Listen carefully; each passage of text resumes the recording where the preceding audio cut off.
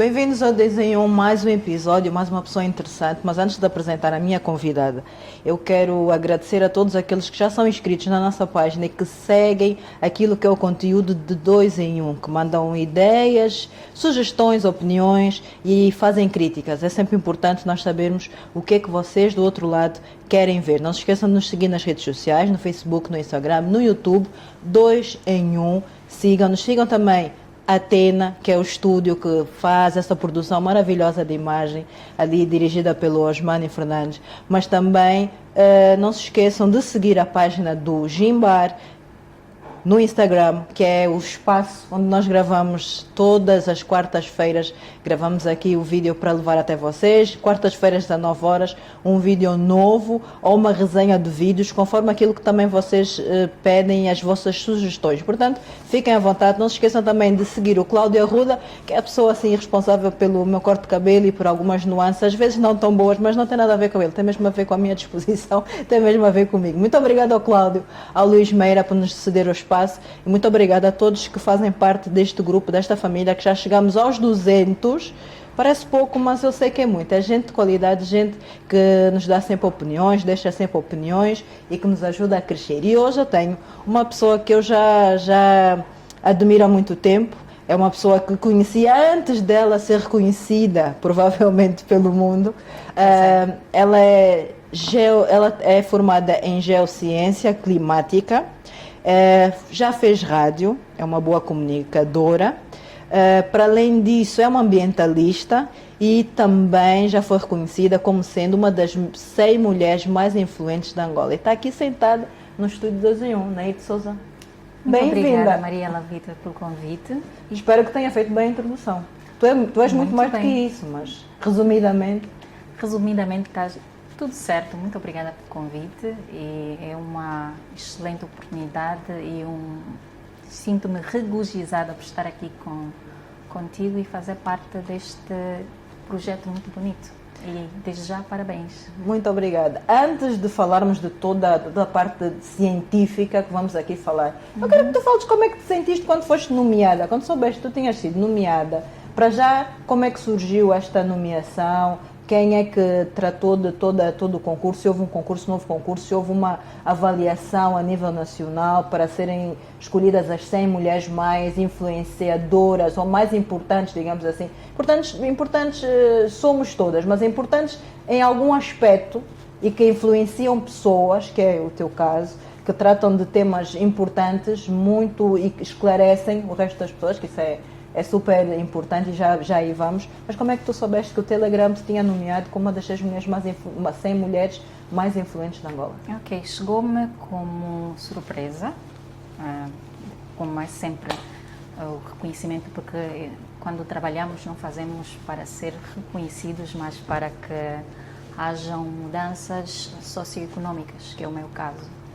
Mas ligou-me um amigo, que é o Dumi Neves, que trabalha diretamente com toda a produção, todo o elenco do magazine o Telegrama, e ele telefonou-me a dizer que tinha sido selecionada com base no meu trabalho, naquilo que tenho estado a fazer e a influência que o meu trabalho tem tido a nível do desenvolvimento económico a nível regional em África.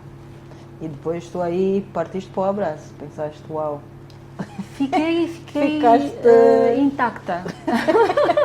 Pensaste, é sério? Sim, porque não esperava que... Claro que quando nós trabalhamos queremos ter algum reconhecimento, mas não esperava que fosse tão cedo. É que às vezes nós temos como é que costuma-se dizer? Acho que até algum síndrome de impostor.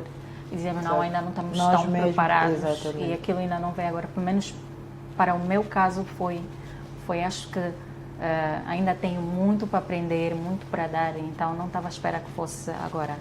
Sabes que pequenos passos são grandes conquistas. Tu, de maneira muito, muito tranquila e a dar pequenos passos, tens estado a mostrar coisas diferentes, não só a nível de Angola, a nível da África, porque tens representado Angola e tens feito representações também a nível da África. Eu queria que tu dissesse um bocado às pessoas do 2 em 1, porque é que tu estás aqui hoje? Para além de, claro, ter este prémio maravilhoso que está aqui. Osmani, por favor. O Osmani vai fazer assim um zoom a este prémio. Ok. Porque eu acredito que será um dos muitos prémios que tu ainda vais ter na tua prateleira. Okay, e principalmente naquilo que será o teu legado.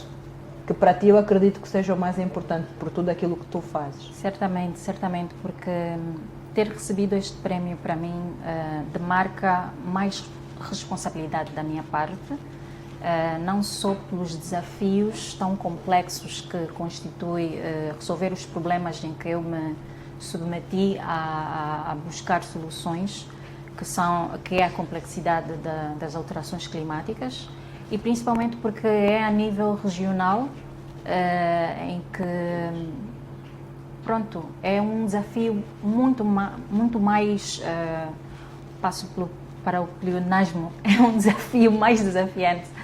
Então, bom, para mim, resolver um problema de alterações climáticas a nível regional tem sido extremamente desafiante, porque principalmente é um trabalho que envolve muitas ciências. Então, neste momento, eu não sou unicamente a geocientista, eu passo a ser também a economista, que faz análise política, que faz uma análise das soluções em que me proponho a apresentar para certos investidores, por exemplo, e demonstrar cientificamente, com uma base de avaliação financeira e econômica, e demonstrar que de facto é possível implementar determinados tipos de tecnologias em África a nível regional. E por que em África é mais desafiante? Porque apesar de sermos um continente com todos os recursos que temos, infelizmente ainda não estamos a emitir as quantidades de dióxido de carbono economicamente viáveis para serem capturadas e utilizadas de certo modo, como se tem feito em economias mais desenvolvidas, mas nós temos uma particularidade: estamos a sofrer as consequências mais alarmantes, não é? Então esse contraste tem estado a ser muito evidente, principalmente em formas de ciclones, secas, que nós temos estado a ver constante a serem noticiadas. E porque, principalmente em questões de investimento, não é? Que ainda existe uma certa relutância por parte dos tomadores de decisão a nível regional e mundial, que infelizmente não põem o continente africano como parte integrante, mas como parte essencial, não é, para o desenvolvimento do mundo, como nós temos visto. E também porque não existe muita vontade, não é questão primária para investimento. Então, em África, infelizmente, sofremos, o que eu quero dizer é o seguinte: sofremos as consequências, temos os maiores recursos, mas o investimento que faz parte, que alavanca muito do trabalho que faço, ainda não existe. Então, a minha tarefa respondendo à sua pergunta, porque que eu estou aqui hoje, é porque eu tenho estado a provar de forma científica que vale a pena, temos condições para trabalhar a nível regional, e que é possível que as coisas aconteçam aqui, desde que consigamos manter uma estrutura interna, a nível de instituição, não é? E a nível de política também, que exista exato, uma política voltada para que as energias sustentáveis sejam realmente um facto. Que disseste há bocado que a África é um dos continentes que menos polui, tem bastantes recursos naturais, menos polui, mas ao mesmo tempo tem poucos recursos financeiros para pôr em prática aquilo que é a sustentabilidade em termos de energia, porque não é uma prioridade. Porque me parece que nós temos outras prioridades, que é o combate à seca, combate à fome, combate a algumas doenças endémicas, mas isso tudo também tem a ver com as mudanças do clima que nós temos estado a sofrer. Exatamente. Mas quando nós dissemos, ou quando se diz que não temos os recursos financeiros, não é mais porque não podemos fazer com que esses recursos apareçam, é mais porque não estamos a usar os modelos de negócio essenciais para poder angariar os recursos por nós mesmos. Ou seja, a maior parte das instituições africanas não usam os modelos de trabalho, os modelos essenciais para gerar esse dinheiro por nós mesmos, fazendo com que priorizemos sempre o investimento estrangeiro, o que a longo prazo, se nós trabalharmos a curto, médio e longo prazo, passa a ser desnecessário. Por exemplo, se for um investimento para começar as pesquisas, não é?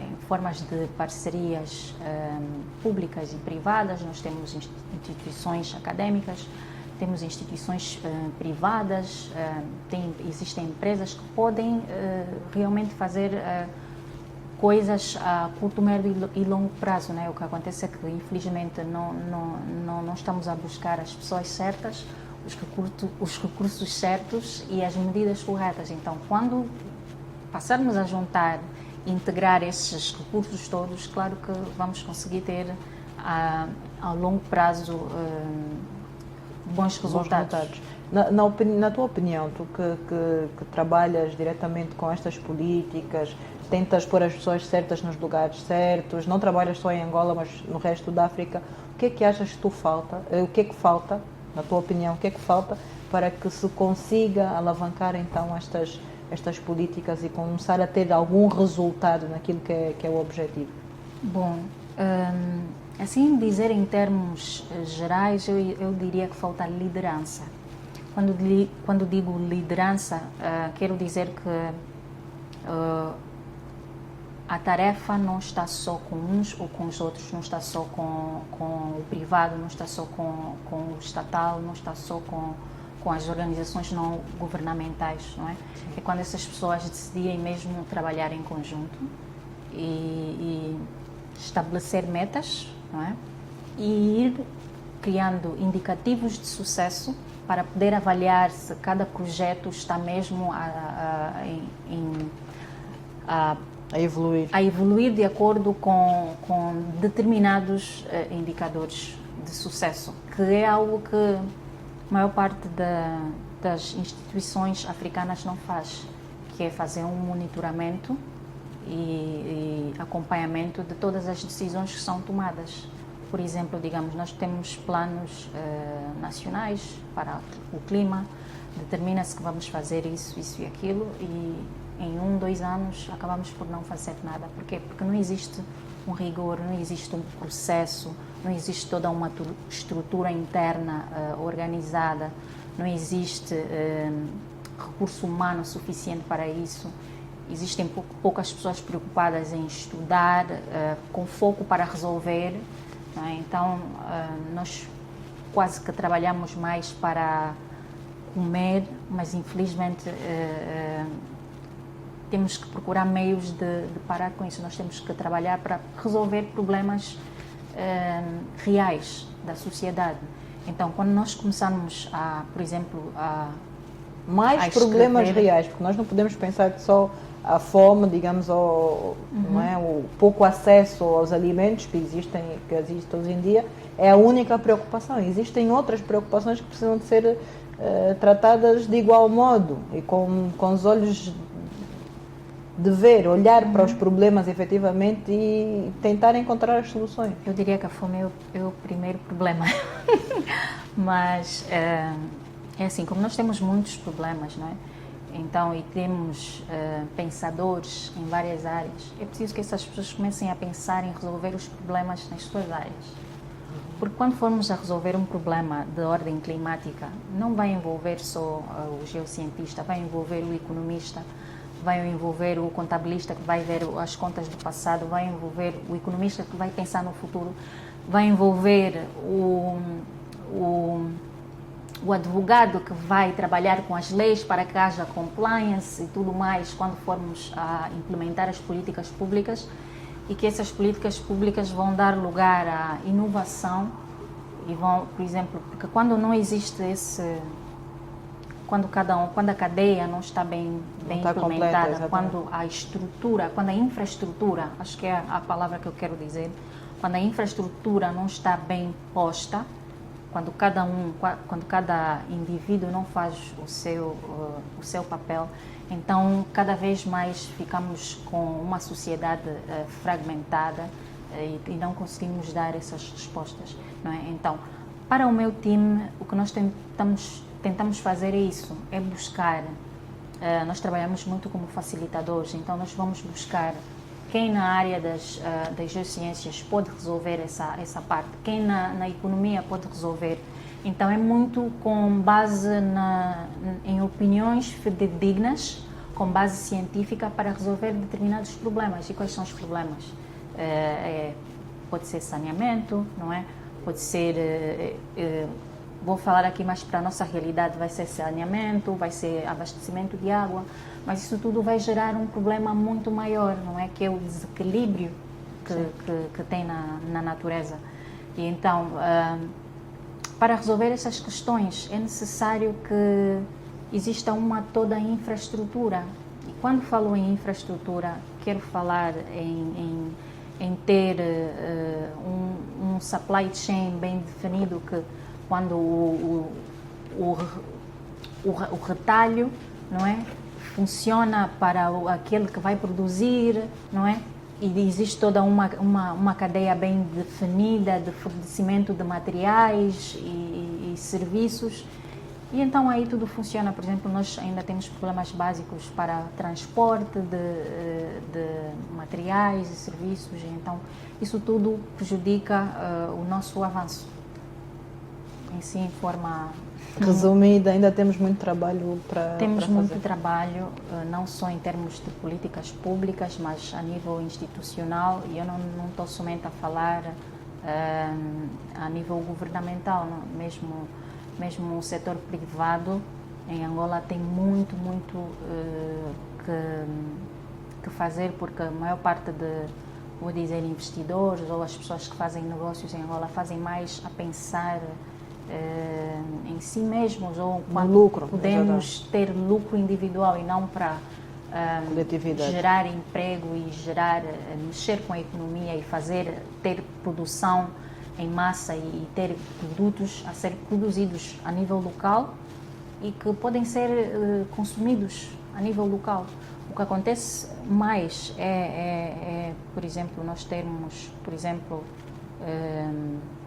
parcerias para fazer negócio seja em que área for, mas os investidores vêm, tiram matéria-prima e depois vão usar fora. Exato. Então nós temos que nada é reinvestido a nível local.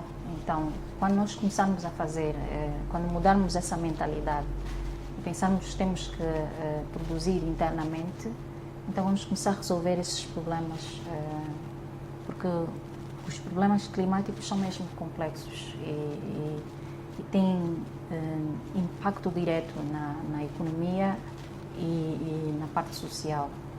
E então, quando resolve um problema climático, quando, por exemplo, implementamos uma tecnologia no mercado, não é? Nós estamos a pensar que vamos resolver N problemas da sociedade e que ao mesmo tempo vamos gerar algum retorno, não é? Porque afinal, quando se investe, temos que ter algum retorno. Então é basicamente o problema que nós temos. Angola ratificou o Pacto das Nações Unidas para a sustentabilidade, digamos assim. Temos até 2030 para das 17 ações das ODS, né, que têm a ver com sustentabilidade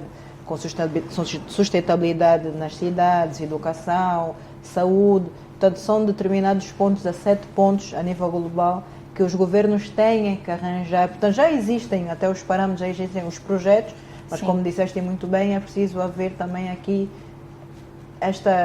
dar esta volta para que os governos e a sociedade de uma forma geral consiga chegar a estes objetivos. Na tua opinião, nós ainda estamos muito longe de atingir esses objetivos daquilo que é o Pacto para o Desenvolvimento Sustentável, para chegarmos até 2023? Sim, ainda estamos muito longe, existe vontade política existe também muitas startups que têm se mostrado com vontade de resolver certos problemas, mas infelizmente ainda não estamos no nível competitivo a nível internacional. Ainda é difícil encontrar isso em Angola. É difícil encontrar pessoas que saibam como criar a infraestrutura para resolver esses problemas a nível internacional, com o padrão internacional que é necessário. Ou seja, eu refiro-me a ter as habilidades necessárias e a ter o foco necessário. Então, o que nós precisamos é fazer uma mudança, né? Mas para essa mudança é preciso fazer uma transição. Exato. Então, o que eu quero dizer é o seguinte: se a nossa economia é maioritariamente abastecida pelos recursos energéticos, nomeadamente o petróleo, não é? Nós não vamos resolver o nosso problema apenas buscando investimento para ter, por exemplo, painéis fotovoltaicos. Sim. Não vai, isso não está a ser... Como temos agora no Namib, por exemplo. Isso não está a ser uma transição, está a ser uma troca. Okay. Então, quando existe apenas uma troca, não é? Eu tento criar as condições para que essa troca se mantenha, não é? É como, por exemplo, nós saímos, da primária para o secundário, não é? Existe toda uma preparação, não é? Certo. Então, nós precisamos passar por essa preparação para sair de um ponto ao outro. Então, o que nós estamos a fazer é apenas procurar que na nossa economia existam energias renováveis que vão abastecer a população sem passar energia, por todo o processo, sem passar pela real transição, não é? Então é aí que existe o que se diz economia de baixo carbono, não é? Porque nós temos o que já polui, que são os recursos fósseis, não é? Que é o petróleo, não é? E do outro lado nós temos as energias renováveis. E então, e a transição? Exato. Entende? Sim, em linguagem muito básica é isso. Nós precisamos trabalhar nessa transição, que não está a acontecer. Então, para que haja essa transição, não é? Nós não podemos... Para que estes projetos depois tenham sustentabilidade, porque Exato. senão... Porque agora os painéis fotovoltaicos, por exemplo, é uma maneira de ter algo, grupo gerador, digamos assim, e vamos utilizar. É como se fosse um backup. E na realidade não é, porque não há esta transição. Isto tem que sair deste tipo de energia para o outro, mas como é que se tem que fazer, não é? É a real sustentabilidade. Exatamente, deste projeto, para que possa ser real e passar a ser uma coisa normalizada, porque não é ainda. É por isso que a África não está ainda, ou seja, tem alguns países que começam a dar alguns avanços, que é o caso do Quênia, Nigéria, não é? Mas, particularmente em Angola, como eu disse, apesar de se ter mostrado muita vontade política e social, não é? Com as startups, tem também essa transição que deve ser feita com base no meio termo. Nós não podemos aceitar que, por exemplo, venha uma instituição, seja política ou não governamental, que me diga: não, agora vocês têm de parar de usar o petróleo, por exemplo. Sim. Vamos dizer, por exemplo, nós temos planos nacional, não é? Exatamente. Para o clima. Exatamente. Imagino que nos digam: não, Angola vai ter que em 10, 20 anos parar de usar o petróleo. Como é que vamos sobreviver? Não é? Se formos a pensar, porque a economia, a sociedade move-se com dinheiro, como é que vamos sobreviver se ainda não trabalhamos na diversidade da nossa economia? Não temos sustentabilidade nos projetos. Sim, a diversidade da economia é um aspecto fundamental, não é? Para que nós precisamos ter outras fontes de renda, para que quando as energias renováveis estiverem totalmente estabelecidas em termos de manutenção, não é? Okay. E em termos da própria sustentabilidade, que consigamos, porque abastecer, por exemplo, as sociedades ou as comunidades com estes tipos de energias, que é eólica e solar, não é? Que são as que estão mais que tem mais potencial para nós, nesse caso, não é? Até que essas energias começarem a serem efetivamente utilizadas, não é? Nós precisamos ter outros recursos para que o dinheiro mova no mercado financeiro. Circula Exato. Então, o dinheiro, e se não há circulação de dinheiro não se faz nada. Exato. Então é aí em que nós deveríamos estar focados. Nós estamos a focar no ponto final. Precisamos de trabalhar na transição, não é? Que ainda fundamental. Exatamente. Sim. Tu acreditas que em 6 anos nós consigamos atingir algumas dessas metas? Infelizmente não. 6 anos é muito pouco. 6 anos, 5 anos, não é? Que é muito pouco, porque... Sim, já estamos em junho de 2024, significa que dizer que já não são 6 anos até 2030. Sim, eu diria que é possível começar a ter resultados em blocos de 10 em 10 anos. Porque o trabalho começa hoje, não é? Digamos que, por exemplo, venha um mandato de 4, normalmente são 4, 3 anos, não é? Para quaisquer posições, a nível governamental ou mesmo a nível de empresas, não é? Então, vamos dizer, o time que estiver a trabalhar para que essa transição ocorra vai ficar para aí 4 ou 5 anos, não é? Este time vai trabalhar num plano, até que este plano comece a ser efetivado e a ter resultados, são para aí no mínimo 3 a 5 anos. Exato. Não é? Entra um time a seguir e vai querer reformular tudo, porque não há uma sequência nos projetos. Exato. Essa sequência é aquilo que tu dizes, a sustentabilidade de um projeto. Sim. Porque muitas vezes os projetos não têm continuidade porque não existe sustentabilidade. Eu não sei como é que aquele projeto arrancou, como é que ele funciona, então eu não posso dar seguimento. Tenho que começar tudo outra vez do princípio e perdemos imenso tempo. Perdemos imenso tempo, perdemos recursos, perdemos credibilidade e infelizmente nós temos muito a perder nessas condições, não é? Então, quando começamos a pensar em criar as infraestruturas, que eu costumo dizer, os recursos humanos, os financeiros, os recursos didáticos, não é? Então, criar isso tudo leva tempo. Então, é preciso mesmo nós termos metas de curto, médio e longo prazo. É o ideal para que as coisas comecem a ter o impacto real.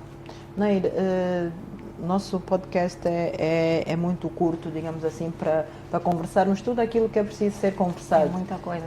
Mas também depois podemos falar no grande plano e podemos falar em outros espaços, porque é um tema importante que é preciso pensar, é preciso estudar, é preciso conhecer. Porque eu acredito que a maior parte das pessoas não estejam nem a perceber aquilo que nós estamos aqui a falar. Infelizmente. E por isso é que também é nosso dever passar a informação. Sim. Eu queria que tu deixasses aqui sites ou locais onde as pessoas podem procurar essa informação, porque muitas empresas também, principalmente as empresas só angolanas, não têm acesso a essa informação. Então muitas vezes têm até força de vontade de fazer mais, mas não têm como aceder a essa informação. Se pudesses deixar aqui ideias para as pessoas irem pesquisar os sites, era ótimo. Olha, ao invés de deixar sites, eu vou deixar o conselho daquilo que eu faço.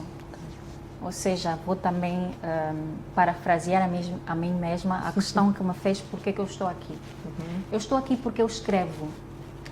Quando me proponho a resolver um problema, eu faço pesquisa e escrevo sobre esse determinado problema.